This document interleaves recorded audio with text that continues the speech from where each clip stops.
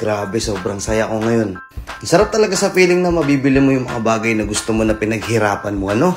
Like yung mga pinapangarap mong gamit noon na sana balang araw mabibili ko yun. Tapos mabibili mo ngayon. Iba yung feeling, no? Ganun din ba kayo? Ganto kababaw yung kaligayahan ko. Alam nyo na, as gumagawa ako ng content, dito ako madalas nakapwesto sa computer ko na to. Dito ako nag-i-edit, ganyan. Nakababad ako dito, nakaupo ako. Pero yung upuan ko, ito lang. Ayan lang siya, guys. Monoblock. Ayan lang yung gamit kong upuan. Masakit sa likod, okay lang, tiis-tiis. Pero tapos na yung araw na yun, and may dumating sa ating package ngayon.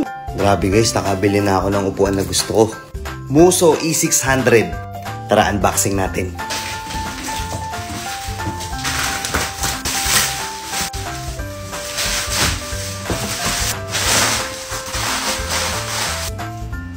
Ayan guys, Muso E600 ergonomic chair. Saktong-sakto to sa mga kwarto na walang aircon kagaya ng sa akin. Meron siya na ito.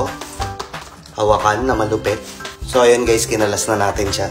Tinanggal ko na sa box. Tignan nyo yung materials niya. Ayan. Pasok talaga yung hangin dito. Kahit naka-electric fan, kaya yung likod mo hindi mainitan. Tapos alam mo, pinaka-nagustuhan ko dito.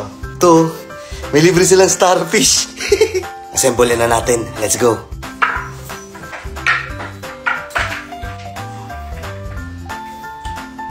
Piling ko alam ko na to kahit walang manual Pero, may manual yan guys. Ayan may manual yan. Let's go. Lagi nakakapagod pala to buuin.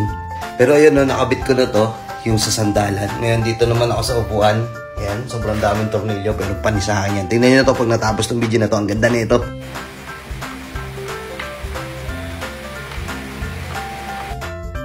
So ayan guys, after 7 days malapit na natin siya mabuo.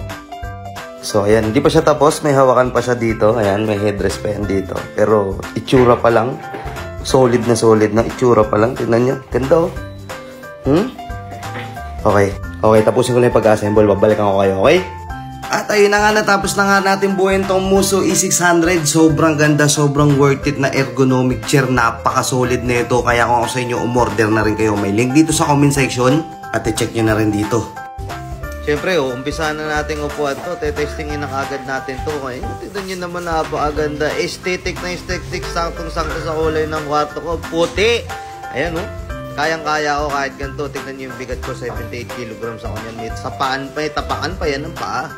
Ha? Pwede ka magpamasahe ng paa mo. Okay na okay. Ha? Kaya ako sa inyo, ito na lang piliin nyo. Kaysa bumili kayo ng mumurahin sa kung saan-saan mang bilihan dyan. Ito talaga matibay. Tignan nyo, napakaganda ng design nyo, Chill na chill, aesthetic na aesthetic, sobrang tibay, sobrang bigat, sobrang solid na solid. Preskong presko gamitin. Kaya ako sa inyo, eto na tayo, Muso E600. Let's go!